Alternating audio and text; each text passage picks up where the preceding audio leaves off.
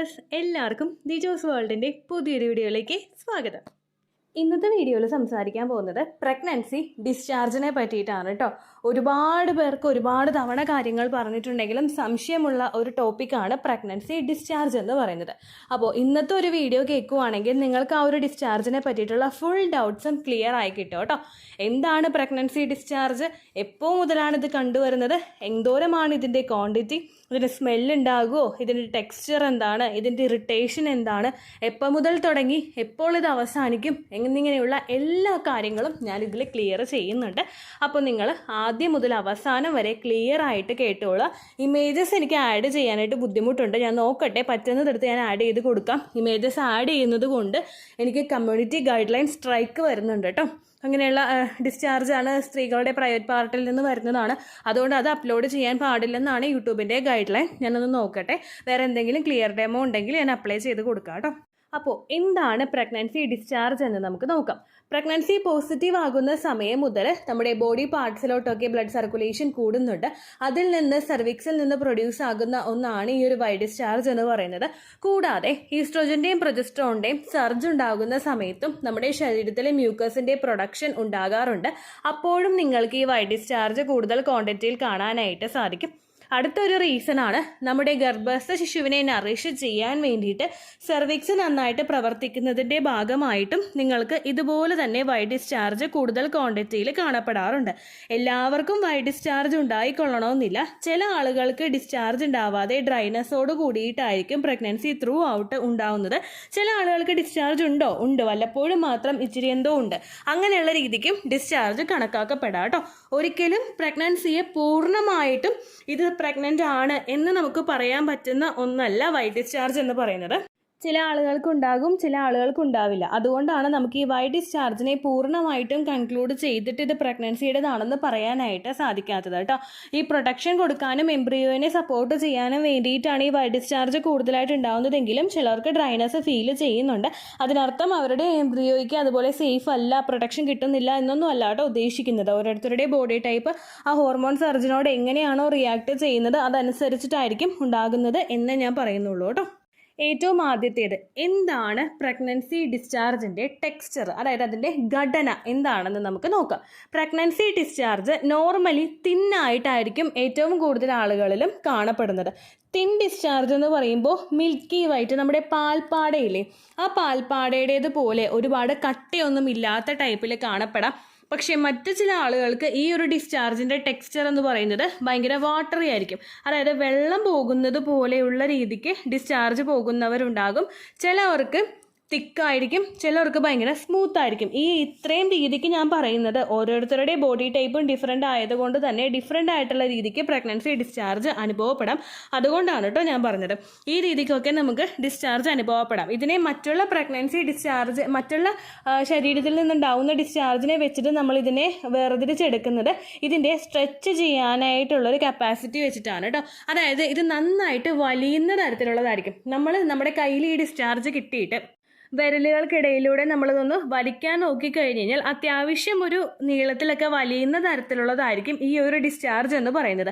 ചിലവരിൽ തിന്നായിരിക്കും, തിന്നെന്ന് പറയുന്നത് കട്ടി ഒട്ടും തന്നെ ഇല്ലാത്തത്. ചിലവരിൽ തിക്കായിരിക്കും, ചിലവർക്ക് വാട്ടറി ആയിരിക്കും, ചിലർക്ക് സ്മൂത്ത് ആയിട്ടുള്ള രീതിക്കായിരിക്കും. എനിവേ, പ്രഗ്നൻസി ഡിസ്ചാർജ് നമുക്ക് കണ്ടുവന്നു കഴിഞ്ഞാൽ അതിന് അത്യാവശ്യം ക്വാണ്ടിറ്റി ഉണ്ടാവാനായിട്ടും ചാൻസ് ഉണ്ട് കേട്ടോ. രണ്ടാമത്തെ ഒരു ക്ലാസിഫിക്കേഷൻ ഇതിൽ സ്മെല്ലുണ്ടാകുമോ എന്നതിനെ പറ്റിയിട്ടാണ്.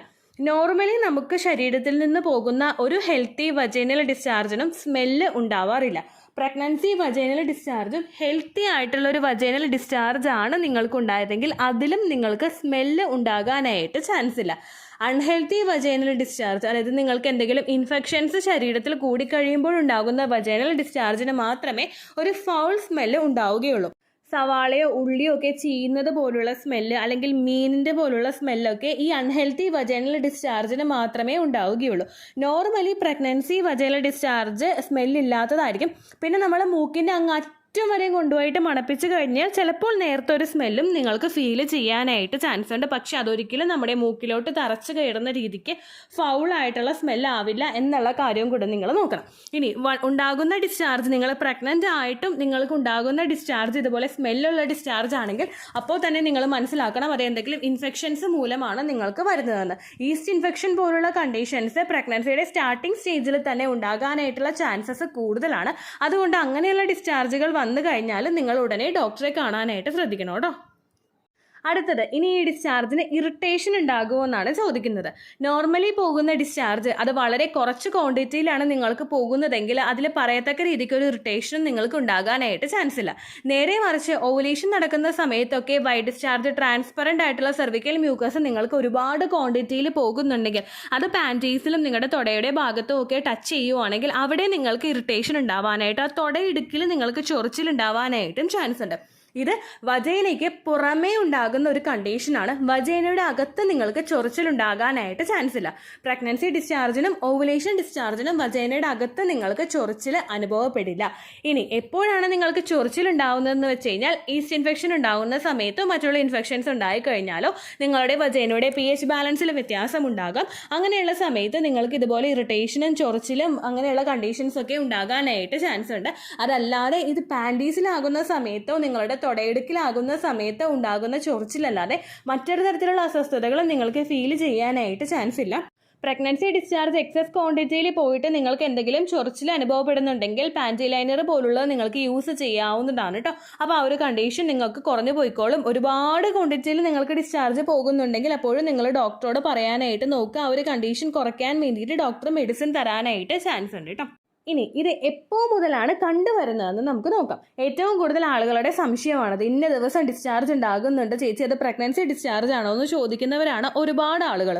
നമുക്ക് ഡിസ്ചാർജ് കാണപ്പെടുന്നത് എപ്പോഴാണോ നമ്മുടെ ഇംപ്ലാന്റേഷൻ നടക്കുന്നത് ആ ഒരു ടൈം മുതൽ ബോഡിയുടെ എല്ലാ ആക്ടിവിറ്റീസും നന്നായിട്ട് ഓൺ ആയിരിക്കും. ബ്ലഡ് സർക്കുലേഷൻ നന്നായിട്ട് കൂടണം, ശരീരം അത്രയും എഫക്റ്റീവായിട്ട് വർക്ക് ചെയ്ത് തുടങ്ങണം, ഓരോ അവയവങ്ങളും പ്രഗ്നൻസിയെ സപ്പോർട്ട് ചെയ്യണം. അതുകൊണ്ട് തന്നെ ഇംപ്ലാന്റേഷൻ നടക്കുന്ന സ്റ്റാർട്ടിംഗ് സ്റ്റേജ് മുതൽ തന്നെ നിങ്ങൾക്ക് ഡിസ്ചാർജ് അനുഭവപ്പെടാനായിട്ട് ചാൻസ് ഉണ്ട്. ഇംപ്ലാന്റേഷൻ നടക്കുന്ന ഏറ്റവും ആദ്യത്തെ ദിവസങ്ങളിൽ നിങ്ങൾക്ക് ഡിസ്ചാർജ് ഒരുപാട് ക്വാണ്ടിറ്റിയിൽ കണ്ടിട്ടില്ലെങ്കിലും ഏകദേശം ഓവുലേഷൻ കഴിഞ്ഞിട്ടുള്ള 10th or 12th ഡേ മുതൽ ഈ ഡിസ്ചാർജ് നിങ്ങൾക്ക് നല്ല ക്വാണ്ടിറ്റിയിൽ തന്നെ അനുഭവപ്പെടാനായിട്ട് ചാൻസ് ഉണ്ട് കേട്ടോ. ഇനി ഇത് എത്ര ദിവസം വരെ ലാസ്റ്റ് ചെയ്യുമെന്നുള്ള കാര്യവും കൂടി നമുക്ക് നോക്കാം. നോർമലി ഹോർമോൺസ് അതിൻ്റെ പീക്കിൽ നിൽക്കുന്ന സമയമാണ് ഫസ്റ്റ് ട്രൈമസ്റ്ററിൻ്റെ എൻഡോടടുക്കുന്ന ഒരു സമയം. ആ സമയം വരെ ആയിരിക്കും നിങ്ങൾക്ക് ഏറ്റവും നല്ല ക്വാണ്ടിറ്റിയിൽ ഡിസ്ചാർജ് ഉണ്ടാകുന്നത്. പൊതുവേ സെക്കൻഡ് ട്രൈമസ്റ്റർ എടുക്കുന്ന സമയത്ത് നിങ്ങൾക്ക് ഡിസ്ചാർജ് പോകുന്നതിൻ്റെ അളവ് നന്നായിട്ട് കുറവായിരിക്കാം. ദെൻ ലാസ്റ്റ് ട്രൈമസ്റ്ററിലോട്ട് അടുക്കുന്ന സമയത്ത് ഏകദേശം ഡെലിവറി ഡേറ്റ് ഒക്കെ എടുക്കുന്ന സമയത്ത് നിങ്ങൾക്ക് ഡിസ്ചാർജ് നല്ല ക്വാണ്ടിറ്റിയിൽ തന്നെ പോകാനായിട്ട് ചാൻസ് ഉണ്ട് കേട്ടോ. കമ്പാരിറ്റീവ്ലി രാത്രി സമയങ്ങളെ അപേക്ഷിച്ച് നിങ്ങൾക്ക് രാവിലെ സമയങ്ങളിലായിരിക്കും ഉറങ്ങി എഴുന്നേൽക്കുന്ന സമയത്ത് അധികം ഡിസ്ചാർജ് ഉണ്ടാവില്ല. പക്ഷെ നമ്മൾ ഉറങ്ങി എഴുന്നേറ്റ് ബ്രഷ് ചെയ്യാനായിട്ടൊക്കെ എന്തെങ്കിലും ഒരു ഫിസിക്കൽ ആക്ടിവിറ്റിയിലോട്ട് നിങ്ങൾ പോകുന്ന സമയത്ത് ഡിസ്ചാർജ് വളരെയധികം ക്വാണ്ടിറ്റിയിൽ ഉണ്ടാകാനായിട്ട് ചാൻസ് ഉണ്ട്. ഉറങ്ങുന്ന സമയത്ത് നമ്മുടെ ബോഡി ഒരു ലൈൻ ഡൗൺ പൊസിഷനിൽ നിൽക്കുന്നത് കൊണ്ട് തന്നെ ആ ഡിസ്ചാർജ് കീഴ്പോട്ടേക്ക് വന്നിട്ട് കൂടുതൽ പാൻറ്റീസിൽ കാണാനായിട്ടുള്ള ചാൻസ് കുറവായിരിക്കും. നേരെ മറിച്ച് നിങ്ങൾ ബ്രഷ് ചെയ്യാനായിട്ടൊക്കെ പോകുമ്പോൾ ബോഡി ഒരു ഗ്രാവിറ്റി ഫോഴ്സ് കീഴ്പോട്ടേക്ക് വരുന്നത് കൊണ്ട് ആ സമയത്ത് നിങ്ങൾക്ക് വളരെയധികം കൂടുതൽ ഡിസ്ചാർജ് ഉണ്ടാവാനായിട്ടും ചാൻസ് ഉണ്ട് കേട്ടോ. അതുപോലെ തന്നെ നിങ്ങൾ എന്തെങ്കിലും ഫിസിക്കൽ ആക്ടിവിറ്റീസ് ഒക്കെ ചെയ്യുന്ന സമയത്ത്, അലക്കുന്ന സമയത്തോ അല്ലെങ്കിൽ മോപ്പ് വെച്ചിട്ട് തുടക്കുന്ന സമയത്തോ ഒക്കെ നിങ്ങളുടെ ബോഡി അത്യാവശ്യം നന്നായിട്ട് ഫിസിക്കലി ആക്റ്റീവ് ആകുന്നത് കൊണ്ട് ഈ ഒരു സമയത്ത് മോർ ഡിസ്ചാർജ് നിങ്ങൾക്ക് അനുഭവപ്പെടാനായിട്ട് ചാൻസ് ഉണ്ട് കേട്ടോ. അപ്പോൾ ഇങ്ങനെയൊക്കെയാണ് പ്രഗ്നൻ്റ് ആകുന്ന ഒരു സ്ത്രീക്ക് അവരുടെ വജൈനൽ ഡിസ്ചാർജിലെ വ്യത്യാസങ്ങൾ സംഭവിക്കുന്നത്. ഈ ഒരു ഡിസ്ചാർജ് ഇല്ലെങ്കിലും ഫുൾ ഡ്രൈനസ് ആണെങ്കിലും നിങ്ങൾ ശ്രദ്ധിക്കണം. അതുപോലെ തന്നെ ചില ആളുകൾക്ക് ഉണ്ടാകുന്ന ഒരു കണ്ടീഷൻ, ഇതുപോലെ ചൊറിച്ചിലോട് കൂടിയിട്ടും കട്ടത്തൈര് പോലെയുള്ള ഡിസ്ചാർജും പുകച്ചിലോട് കൂടിയിട്ടുള്ള ഡിസ്ചാർജ് പോയിട്ടും പ്രഗ്നൻസി പോസിറ്റീവ് ആകുന്നവരുണ്ട്. ആ ഒരു കണ്ടീഷനെ പറയുന്നതാണ് ഈസ്റ്റ് ഇൻഫെക്ഷൻ എന്ന് പറയുന്നത്. പ്രഗ്നൻസിയുടെ സ്റ്റാർട്ടിംഗ് സ്റ്റേജിൽ ഈസ്റ്റ് ഇൻഫെക്ഷൻ മാത്രം ഉണ്ടായിട്ട് പ്രഗ്നൻസി പോസിറ്റീവ് ആകുന്ന ഒരുപാട് സ്ത്രീകളും ഉണ്ട്. നമ്മുടെ pH ബാലൻസിൽ വ്യത്യാസം വരുന്നതിനനുസരിച്ചിട്ടും വജൈനയുടെ പെട്ടെന്ന് ഉണ്ടാകുന്ന ബ്ലഡ് സർക്കുലേഷൻ്റെ ചേഞ്ചസും അങ്ങനെ പല മാറ്റങ്ങൾ ബോഡിയിൽ വരുന്നതും നിങ്ങൾക്ക് ആ ഒരു pH ബാലൻസിൽ വ്യത്യാസം കൊണ്ടുമൊക്കെ ഈസ്റ്റ് ഇൻഫെക്ഷൻ ഉണ്ടാവാനായിട്ട് ചാൻസ് ഉണ്ട് കേട്ടോ. അപ്പോൾ അങ്ങനെയുള്ള ഇൻഫെക്ഷൻസ് വരുന്നുണ്ടെങ്കിലും നിങ്ങളുടെ എക്സ്പെക്റ്റഡ് പീരിയഡ് ഡേറ്റിൽ ബ്ലീഡിങ് വരുന്നുണ്ടോ എന്ന് നോക്കണം. അഥവാ വരുന്നില്ലെങ്കിൽ പോകുന്ന രക്തം എത്രത്തോളമാണെന്നുള്ള ക്വാണ്ടിറ്റി നിങ്ങൾ നന്നായിട്ട് ശ്രദ്ധിച്ചിട്ട് ടെസ്റ്റ് ചെയ്ത് നോക്കിയിട്ട് പ്രഗ്നൻസി പോസിറ്റീവ് ആണോ എന്നുള്ള കാര്യം കൂടി നിങ്ങൾ കൺഫേം ചെയ്യാനായിട്ട് നോക്കണം. ചില ആളുകൾക്ക് ഇൻഫെക്ഷൻ ഉണ്ടാവുന്ന സമയത്ത് ഡോക്ടറെ കണ്ടിട്ട് അത് പറയാനായിട്ട് പേടിയാണ്. പറയുകയാണ്, ഒരിക്കലും നിങ്ങൾ ആ ഒരു മടി കാണിക്കരുത്. ഇൻഫെക്ഷൻസ് ഉണ്ടാവുന്ന സമയത്ത് ഉള്ളിൽ കഴിക്കാനായിട്ട് മെഡിസിൻ ഡോക്ടർ തരുന്നതോടൊപ്പം ഇൻറ്റിമേറ്റ് ഹൈജീൻ പ്രൊഡക്ട്സ്, വിവാഷ് പോലുള്ള എന്തെങ്കിലും പ്രൊഡക്ട്സ് ഡോക്ടേഴ്സ് തരാറുണ്ട്.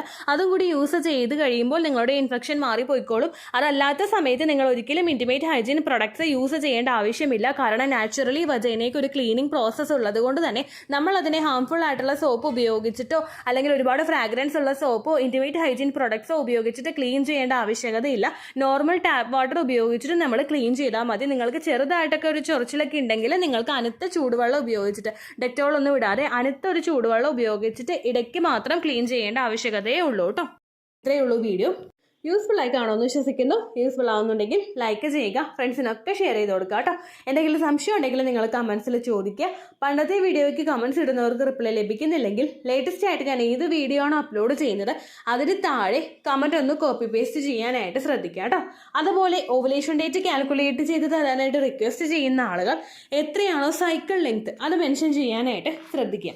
സൈക്കിൾ ലെങ്ത് എന്നതുകൊണ്ട് ഉദ്ദേശിച്ചത് ഓരോ മാസവും എത്ര ദിവസം കൂടുമ്പോഴാണോ ബ്ലീഡിങ് വരുന്നത് അതാണ് സൈക്കിൾ ലെങ്ത്.